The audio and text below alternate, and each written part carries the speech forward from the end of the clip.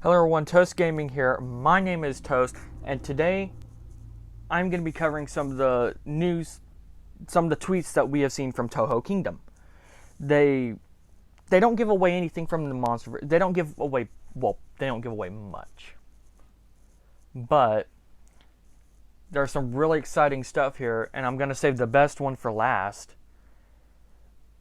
But this stuff's really good. I'm actually glad that we get to hear about this from Toho Kingdom. And to where you guys know, just right off the bat, I know Toho Kingdom is not the official Twitter page for Toho. Theirs is like Godzilla official. But to go through, let's start off with the very beginning of these. Starts off saying, okay, I'm quoting it now, saying, okay, here we go. Godzilla vs. Kong impressions. First off, no Godzilla theme or Ifukube theme. Sorry if I butcher the name. I've never heard the name said enough to really get it down. There's no post-credit scenes, and no Mechagodzilla in Godzilla skin disguise like 1974. Thought I'd get that out of the way first, which I'm happy. I'm happy that's not the whole skin disguise thing, because one, that was a 70s thing, to being someone's skin disguise thing. Plus, this isn't Mechagodzilla versus Kong featuring Godzilla. That's not what this movie is. So, second one is, the film is a put your brain in fun mode sort of film, briskly paced, not a lot of character development, and huge leaps in logic. If you're someone who tries to tear down logic in movies, etc., you're going to drive yourself crazy with this one. So, tells me, this is going to delve a little bit more into the crazy than what King of the Monsters did with the whole mythology thing. I think it's going to suck that we don't get much character development. Julius Dennison's character, it worries me that his character is not going to get a lot of development, because people haven't really liked him much recently. And I hope the kid's been good with movies, and I hope this movie helps his career a bit, and at least gives a little boost, he's a good kid. I mean, he's not a bad actor. He's a good actor. It's just the movies he's been in, the best one he's done so far is Deadpool 2. The next one that says, those of you who have seen the brackets part of the opening sequence online should know that the movie is all about fun, but it's also a standalone film and meant to be enjoyed on its own. No Mothra, Rodan, etc. are in it. So, push it out the window. You're not going to see Mothra in this. I know a lot of people were like, oh, what if we get like a little cameo of Mothra or something? No, not happening. Sad to see, because I know a lot of people wanted to see Mothra and Rodan just to check in to see how they're doing. But no, from what this says, I don't even think you're going to even hear their names in this, which is a little sad.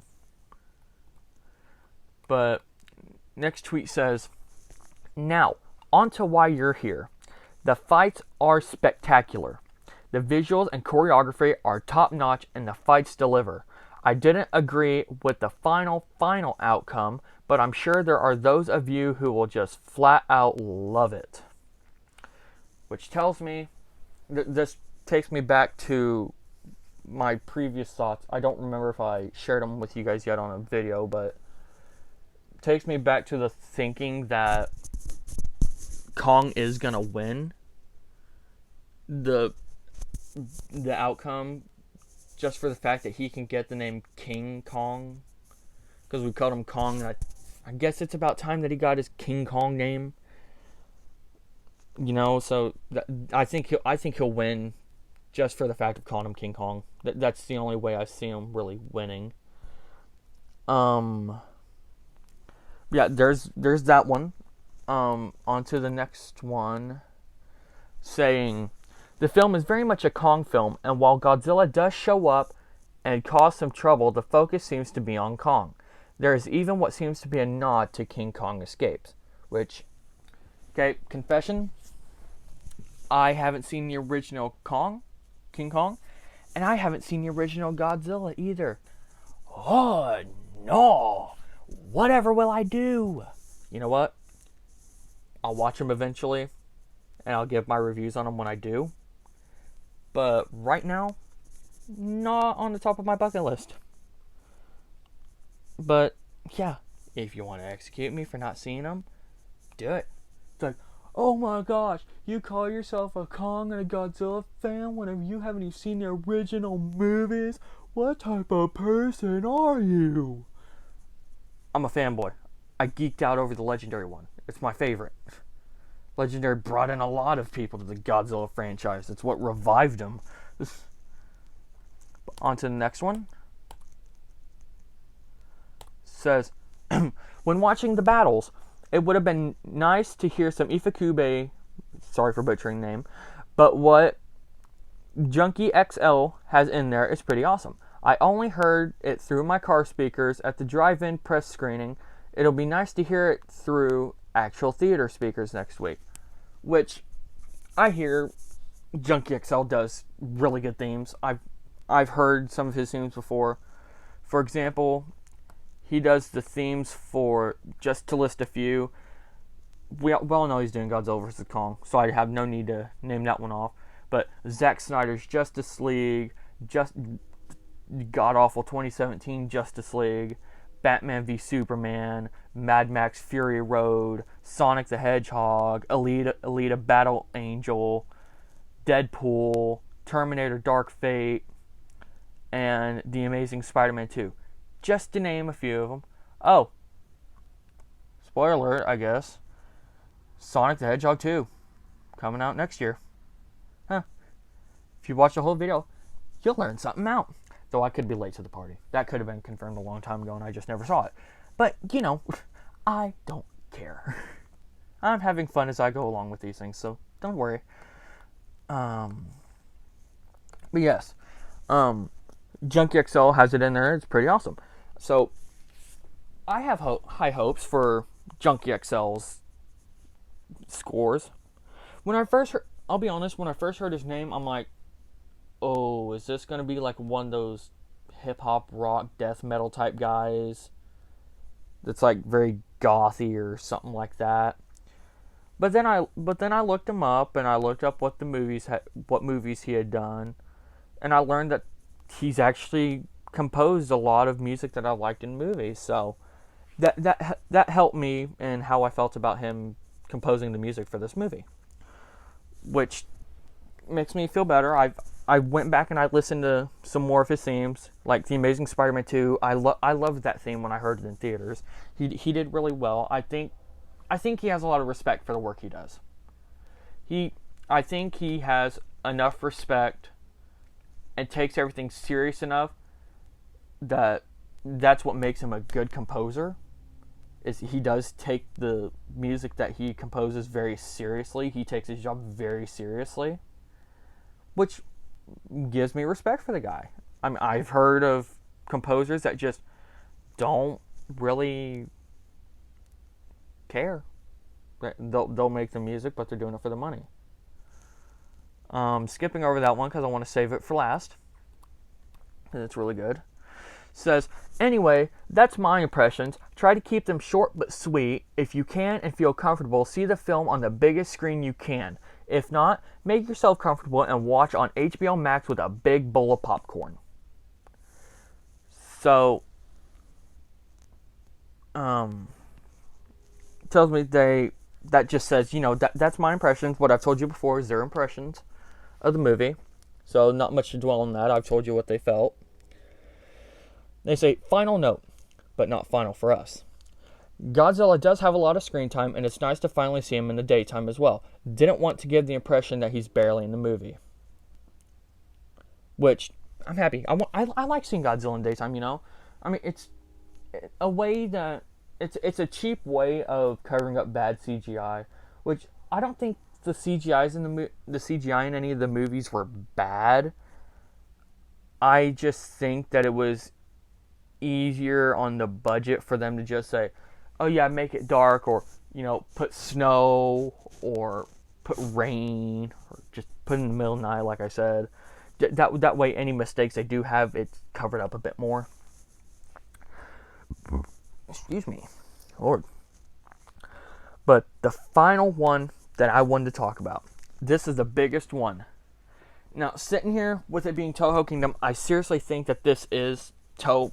I do think this is Toho. Correct me if I'm wrong. But given the impression that Kaiju News Outlet retweeted this.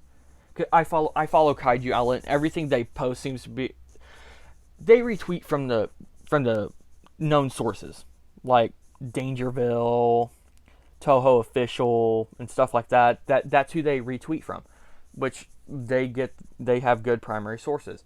So I do believe Toho Kingdom to be a good beneficiary source to look at. So I'm quite confident in believing that Toho Kingdom is Toho. But again, you guys can tell me in the comments if YouTube even allows comments on this video. But the final one says, and I love this, it puts a smile on my face hearing this, says, while the film does end with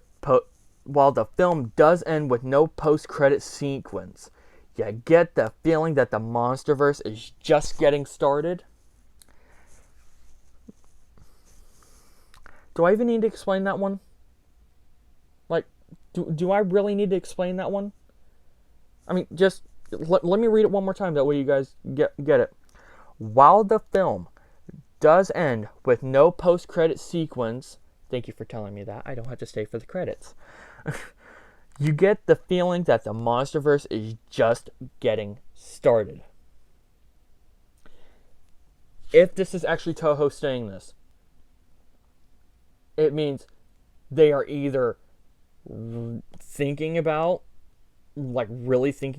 going and renewing the license for Legendary, or they've already done it. Which, even if this isn't Toho that's saying this, and it's some guy that basically is Toho's media outlet, even if this movie, I have such high hopes for. This movie, I think this movie is going to do well regardless. With as much promoting as there's been, and the amount of people I've heard that said, yeah, I'm going to go see this and I'll probably see it 3 times over, tells me they're going to make good money off of this. This should be. I want to give this movie good thoughts. What was a... Hold on, I'm going to look this up real quick. How much did Kong Skull Island made? $566 million, okay? Okay. How much did Godzilla 2014 make? $529 million, okay? How much did Godzilla 2019 make? Made $386 million. Okay, but Kong Skull Island did $566.7 million, and what did I say? $529 million for Godzilla 2014. And the budget for... What is the budget for Godzilla vs. Kong? Okay, the budget is $200 million, okay? What was the budget for Kong Skull Island?